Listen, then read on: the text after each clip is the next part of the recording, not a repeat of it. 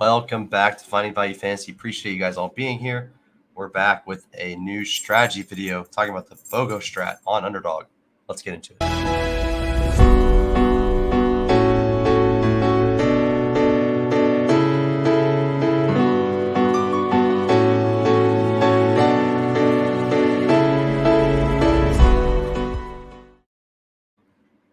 So originally I was going to talk about the strategy while drafting. Unfortunately, I did try to do that. Got sniped horribly on a few of the pieces I needed. So I wanted to show you guys kind of my thought process of this on this team and how I accomplished it in a draft previously. You could still do this now. Just something I think that is very strong in the format this year. And I think that it just allows you to take your Brees, but not feel like you're so behind at running back after that, or just receiver at that point, which usually when you take 1, 2, maybe 3 quarterbacks early or 3 running backs early, you feel like you just can't catch up at receiver. But I'm here to tell you that I think it is possible, but you do have to be kind of proactive and think about what you're doing with your bullets at receiver and kind of using them to set up back stacks and set up yourself to get an undervalued team. So yeah, let's just jump in. We'll talk about it real quick. And so we start with Brees Hall here. I think you could do this pretty effectively, even if you start with CMC HN. You can go Brees and then grab like Barkley. You can do this a lot of different ways. You can go Brees Henry. There's just a lot of options there for you of how you want to start. But I think grabbing like one running back in the first round, or if you want to grab like 2 within the first 6, is kind of what this strategy feels more meaningful. And I would definitely take I'll definitely make sure to grab an elite tight end, whether that be your McBride or your Andrews or Kelsey, whatever. Just make sure you taking an elite tight end is important on these kind of teams. So I did here. So I started Brees Waddle, a little bit of a weird combo, but Waddle's moved up since this draft has been done. Devonta Smith in the 3rd round. So we have 2 strong receivers. Got that set up, and then we have our 4th round pick was Trey McBride. So I like starting like that, and then this is where the BoGo parts comes in. Is where like, okay, so I can make a bet on a team, and this bet is only worth it if I am getting the extra pieces on top of it. So like, I'm not going to take my BoGo coupon to the store and get one item and not get the other one free. It's like, what? There's no point. So give me my one player, give me my give me my Jalen Polk, and let me tack on my Drake May to that and attach it as our BoGo coupon. And I think that's kind of the strategy. And it's just taking a stab on an undervalued team is already hard enough.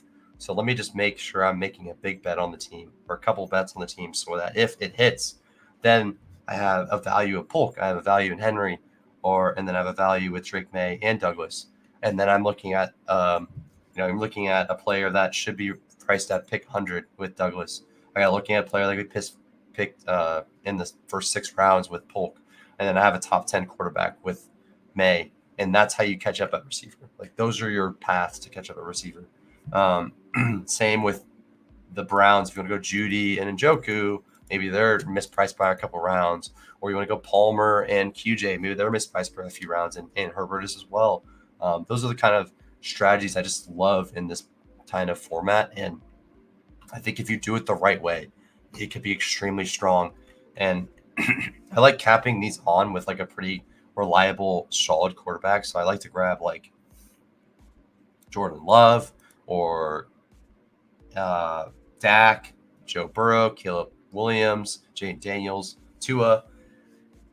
You can even throw Herbert and T-Law in that range as well. But I usually like to have 3 on these builds and then 2 tight ends, grab an elite and get another guy later, which is exactly what I did here.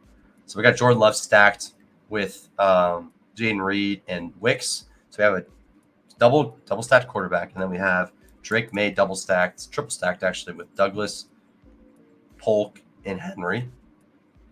And then we have some correlations obviously around Green Bay, Minnesota, a couple correlations there. And then obviously we have Aaron Jones, Benson, kind of not a great value in terms of where he's going now, but it's fine. Chase Brown and Estime. So we got our Estime with Bo Nix, Audric Estime, and Troy Franklin. So we got a double stack there. So I just think this is how you do it. Like, if I want to take my shot on Brees and Aaron Jones, which is a decent amount of capital at running back, our 1st round pick and about 7th round pick, 8th round pick, I think you need to make sure you're taking stabs at like these undervalued teams and then throwing the quarterback on there, throwing the tight end on there, making sure we have the quarterback so you can compound your bet a little bit further. And I think that's just a strong way to build this year. So I think if you are a running back, bro, and you want to take Brees and you want to take Henry and then you want to take your James Conner later, like this is how you want to build your team around it. It doesn't have to be exactly these players. Like I said, you can substitute this for Terry McLaurin anywhere in here, and then you could throw on Luke McCaffrey and Snot, or you could go a different route and you could go with like, let's grab T-Law and Gabe Davis and Evan Ingram, and then I'll take my shot on Troy Franklin, Marvin Mims, Julian McLaughlin, and Bo Nix, and then let me get Bryce Young, JT Sanders, and Xavier Leggetti with Jonathan Brooks as well. Like those are the other teams you could do. You could do Carolina, you could do Cleveland, you could do the Chargers, you could do the Patriots, you could do Denver, you could do the Browns. Like those are the main targets for me.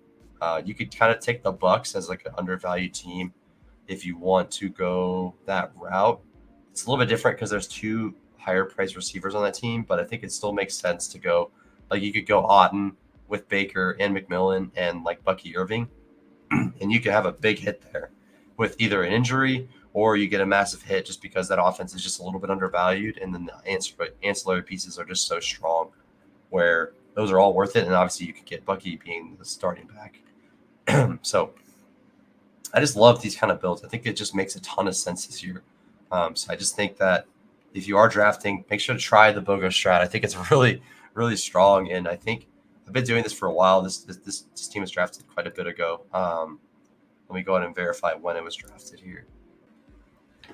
So I drafted this one in BBM on June 8th. So definitely a strategy I've been doing for a while. I've been doing it before that even, and I just think it's really strong. And I think that in a world where there's so many running backs getting taken early, I think there's just a time where we could take advantage of that. So many receivers going early. Sorry, there's just a time where we can take advantage of that in a different fashion. And I think that's okay. Let me take some running backs early, or let me take some more running backs, or at least one early, and let me catch up at receiver by this method. And I think the way you can do that is just let's say Drake May hits. Okay, Drake May hits, and you have Polk and Douglas as like the top two guys you want, and Henry's good as well. So you have, let's just say you're returning Jalen Polk he should be a top 80 pick, and then Douglas should be a top 100 pick, and then Drake May is also a top 100 pick. Like that, that's how you catch up at receiver, because like, okay, I'm taking less receiver, but hey, I just got a value on Polk and Douglas and Henry and Drake May. That's how you catch up.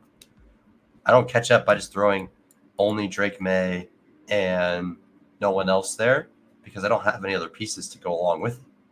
If I'm going to make my bet on an undervalued offense, I want to at least stack it up. Unless they're specifically like a rushing quarterback. But in this case, they're not. I think May has rushing capabilities, but he is definitely going to chuck the ball. And that's kind of what we want in this team. We want him to throw it a lot. We want the Patriots to be a little bit more fun than we think they're going to be, but percent to peel out quickly. And this is where this team can succeed.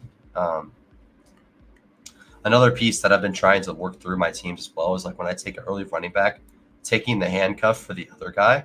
So if I take Brees, give me Algier. If I take Algier, or I take Bijan, give me Braylon Allen. Maybe grab Elijah Mitchell there. So it's like, okay, I have the running back hit. Like I got Brees. I have the best running back in that room. And then maybe you get Montgomery too. You can do that too. It's like, okay, I got Brees in the first round. That is the best running back pick in that whole round. So I just think that makes a ton of sense. So I love this team.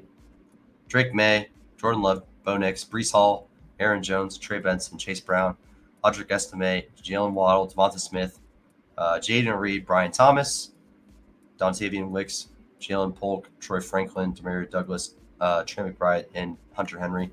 Another thing about this team is that I definitely took shots on players that have upside, like Franklin, Polk, and Thomas. Not only are these guys stacked up, these Franklin and Polk, but like these guys are all massive upside shots where if I get the right outcome, then this could be he could be a 4th round pick next year. Like I said, he could be an 8th round pick. He could be a 10th round pick. These guys could move up exponentially next year, and you're kind of just like sitting on a deal. So that's why it's called BoGo. I think it makes a lot of sense. Like this BoGo deal is not worth it unless I tack on something else on top of it. Or at least I bring something else along for the ride. And it's just like, give me that deal all day. Like if you're gonna give me an undervalued team, I'll take 2 for 1. I'll take 3 for 1. I'll take 4 for 1. Give me all the deals I can get on those guys.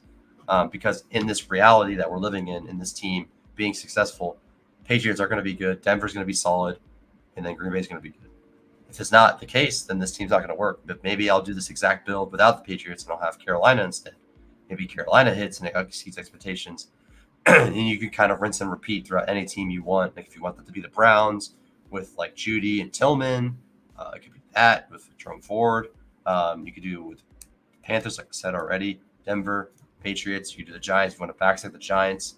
But I really prefer them with teams that have like later receivers. Like I don't want them to have a 1st round receiver and then I'm taking shots on the late guys.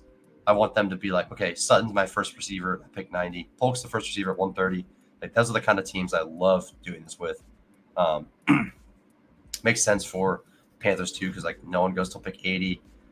I like the Browns just because obviously Cooper goes early, but not too early. And then you have Judy and every other piece going pretty late. So I like that a lot. So yeah, just an absolute fun build. I think you guys should definitely try it if you haven't already. I've heard people talking about the strategy, obviously not called BoGo. So I know of like, even before I was doing it, like even before I started hearing about it, I was doing this strategy a lot.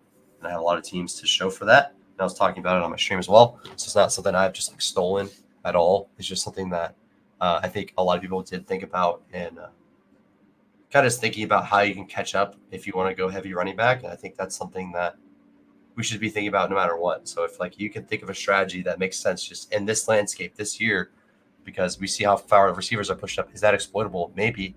Obviously, receivers need to be taken early and often, or you may be in trouble. But is there an exploitable thing? I think this is possibly one of those things.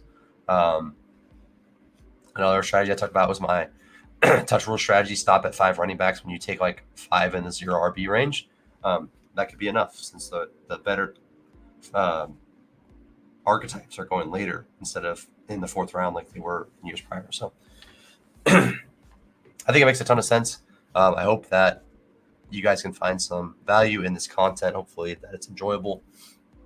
Hopefully it helps you win some contests or do some good stuff, get some good advance rates, and have success and have fun in these awesome top heavy tournaments. Obviously, there's not many winners, but we can hope that people in my community, people that watch my streams and recordings, will find some success with the strategies that I've talked about throughout the year.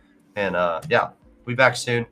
Eliminator is next on the agenda. Going to be doing a lot of that. I know I've talked about that to nauseum, but that's the main thing for us right now. So Eliminator, some BBMs, and yeah, we're about 2 months until the season starts, a little bit less than that. So we're getting into lock-in range. We're going to be jumping into a lot of drafts, get a lot of people on to hang out, and it's going to be a lot of fun. It's going to be a fun ride.